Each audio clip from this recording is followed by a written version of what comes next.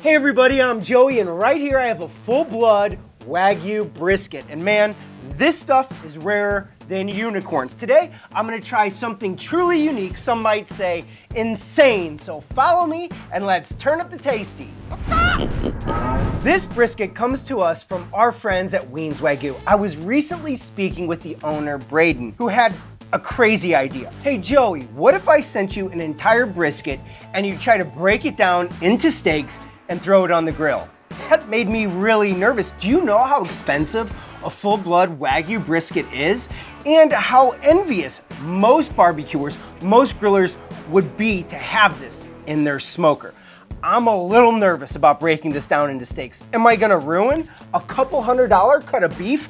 I don't know. But this channel is all about my food journey, and this is definitely a new path.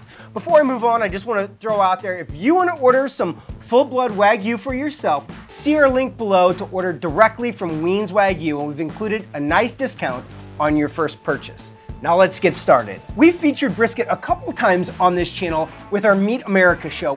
What we have here is some cryovac brisket, and one of the tips we got is you really don't want to open it on this side where you're going to cut into the meat. That knife's going to leave a little mark. We got a nice fat cap down here, some fat to be removed, and that's where we're going to begin the opening process. Now let's get it out of the bag. Okay, so there's gonna be some purge in the bag, and what we wanna try to do is keep that in the bag so we don't look like Carrie on prom night. The next thing I wanna do is get some paper towels and dry this thing off so it's a little easier to handle. Okay, so I got this fully dried off. One quick tip I wanna share with you guys at home that I learned from Chef Rob at Q39 is make sure you're working with cold fat.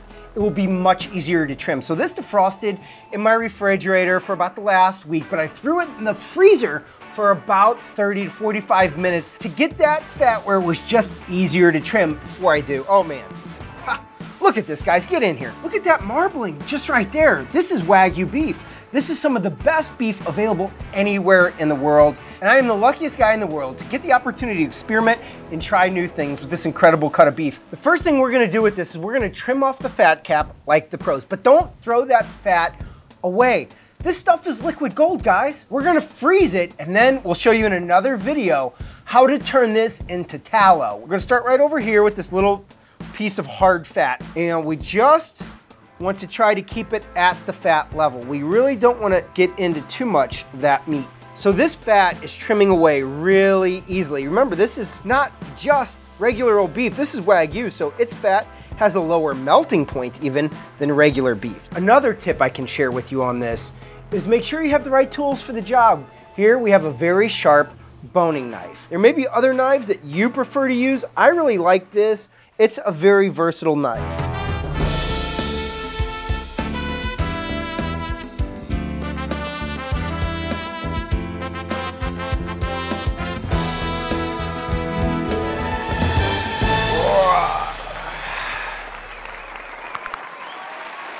All right guys, we've taken about 15 or 20 minutes of trimming here, and as you can see, it's come a long way, both up top and down below. With a brisket, there's always two parts, the flat and the point. The flat is, well, it's flat, and the point rises up over here. The point has a lot more intermuscular fat, and as you've heard me say before, the fat is where it's at. That's where beef meat in general gets a lot of its flavor, and this point is often used for making burnt ends. You can tell where the point is. It starts right here. It's this thick vein of fat that runs through the meat, runs down, and beneath it lies the flat. And you can see over here where I've already begun to trim away some of that fat that's part of the point. So there's been some discussion here about what to do next, and I think here's what we're going to do. We're not gonna be able to eat this intermuscular fat right here on a grilled steak. It's gonna cook too hot and fast to allow that to happen. So I think what we're gonna do is we're gonna remove the point from the flat, and we're gonna cook individual steaks and see if there's really any distinctions, any differences between the two. How would you do this at home? Would you leave the point and flat connected? Would you separate them as I'm about ready to do? Let us know in the comments below.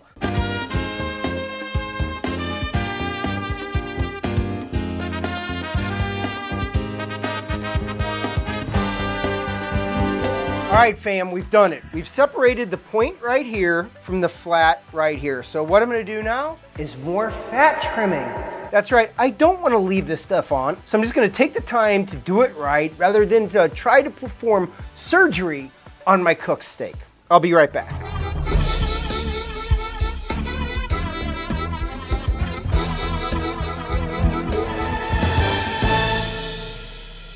All right, guys. What is it taking us? T-Bone, how long is it taking us to get here? About 45 minutes so far? Yeah, about 45 minutes, but we got the point and the flat separated. I'm not gonna be able to trim all this fat off on the point. But you can see over here, did a really clean job. So now let's start cutting it into steaks, all right? Now there's some fat that kind of runs through this piece over here that I can feel. So I'm just gonna go ahead and cut that off on its own. So now we're left with this. We got a thin piece down here. That's gonna be so thin. I'm just gonna go ahead and cut this off right here, and we're gonna use that for like some ground burgers. So what we're left with here is the rest of the point, and it really has a look and feel like almost like a skirt steak. I mean, there's tons of intermuscular fat in there. I think what we're gonna end up here with is just a bunch of long, flat steaks. So what I'm going to try to do is cut them about 4 fingers wide. Now, I could just leave that all together and cook it, but if this doesn't turn out, I'd rather ruin a piece like this than the entire thing. Next up, we're gonna have the flat right here.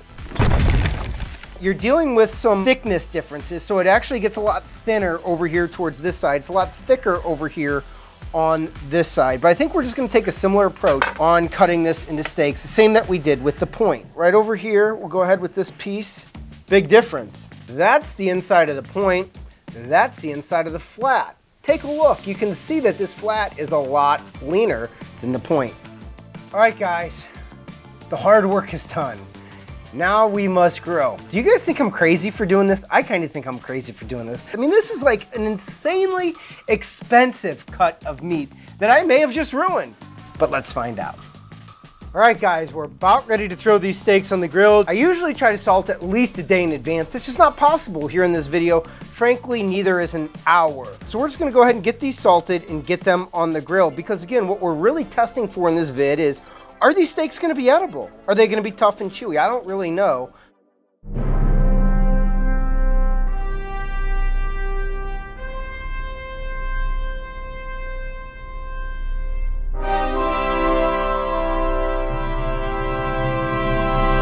Now there is the question of what internal temperature should we pull these at?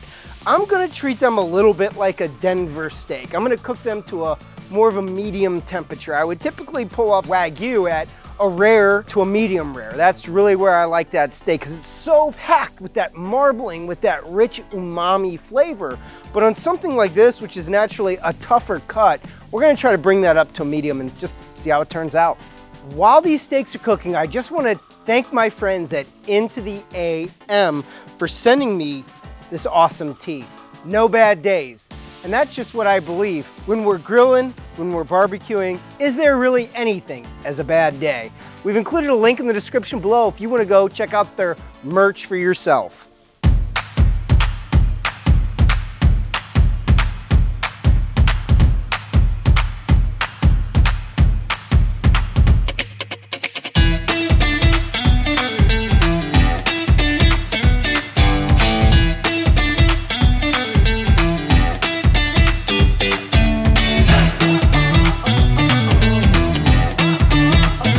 Alright guys, this video may have taken the longest to shoot of any on the channel, with the total prep and the slicing and the steaks and then the cooking, but now we're ready to eat.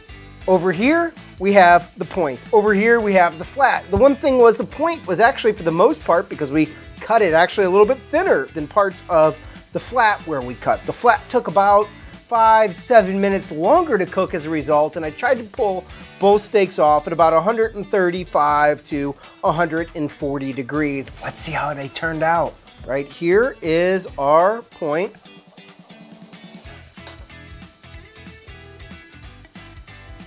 It's got a little chew to it.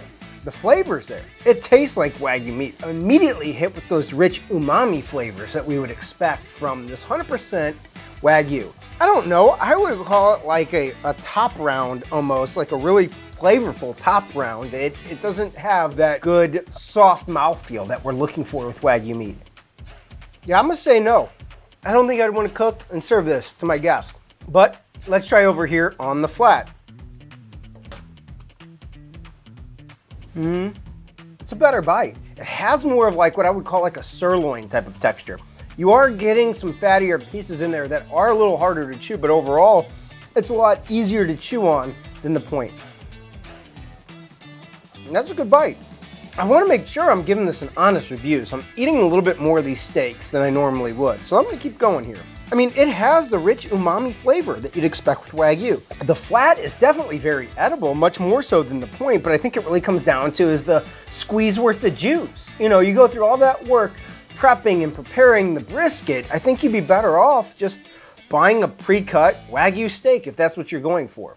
I wanted this experiment to work. I really did. I was rooting for this to win, to be something that might be a game changer in the world of meats, but sadly, I don't think it is. I think the flat is something that you can eat. It's a very edible steak. It has a little bit more chew than you'd expect from a Wagyu. The point is too fatty, but not in a good way. It's the tough fat. It's the fat that's hard to chew that gets in the way of a good bite. So with that said, our experiments with this Wagyu brisket are not done. I think the next step is to try to sous vide these steaks and see how they turn out.